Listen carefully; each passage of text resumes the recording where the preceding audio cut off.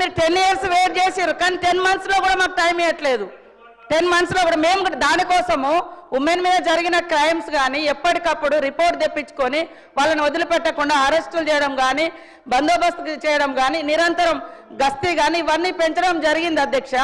కాబట్టి మీరు మాట్లాడింది ఒక్కసారి చూసుకోండి, మొత్తం వ్యవస్థ మొత్తం విధ్వంసం అయిపోయింది, ఏం లేదు అన్నట్టుగానే ఉంది. ఏం లేకుంటే మనం ఇంత ప్రశాంతంగా ఎట్లా రోడ్ల మీద తిరగగలుగుతాం అధ్యక్ష?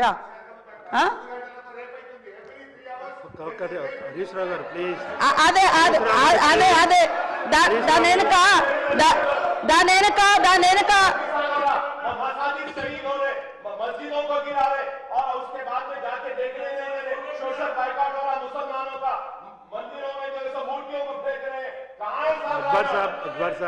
అధ్యక్ష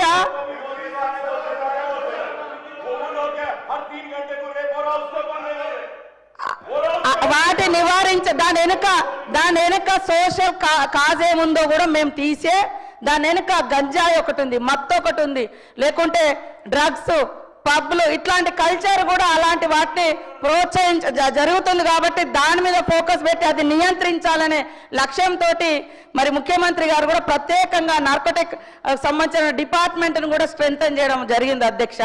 కాబట్టి గత 10 years లో కూడా 1,00,000కు పైగా ఉమెన్ క్రైమ్ జరిగింది. మేము అంతిమంగా అవన్నీ జరగకూడదనే లక్ష్యంతో పోలీస్ వ్యవస్థను కూడా స్ట్రెంథన్ చేస్తా ఉన్నాం. ఇప్పుడు ఎంతసేపు మాది గొప్ప మీది తప్పు, మాది గొప్ప మీది తప్పు, ఇదే సరిపోతుంది వాళ్ళది, గత ప్రభుత్వం కానీ వీళ్ళది కానీ. మీ హయాంలో పెట్టినటువంటి గంజాయి, మీ హయాంలో పెట్టినటువంటి డ్రగ్స్, గల్లీకో పబ్బులు, గల్లీకో క్లబ్బులు, వాటి మూలంగా జరిగింది సార్. ఇప్పుడు జరిగిన కేసులో వెనుక ప్రతి దాని వెనుక మత్తు అనేది ఉంది.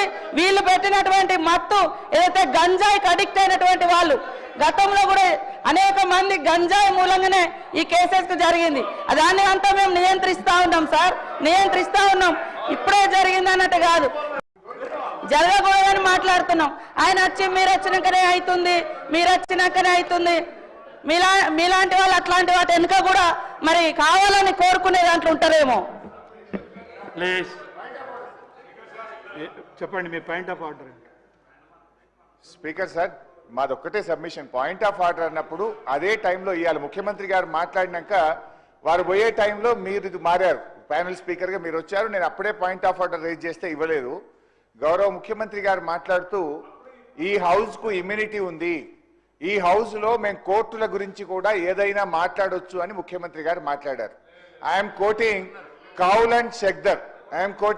And Shakdher page number 1021.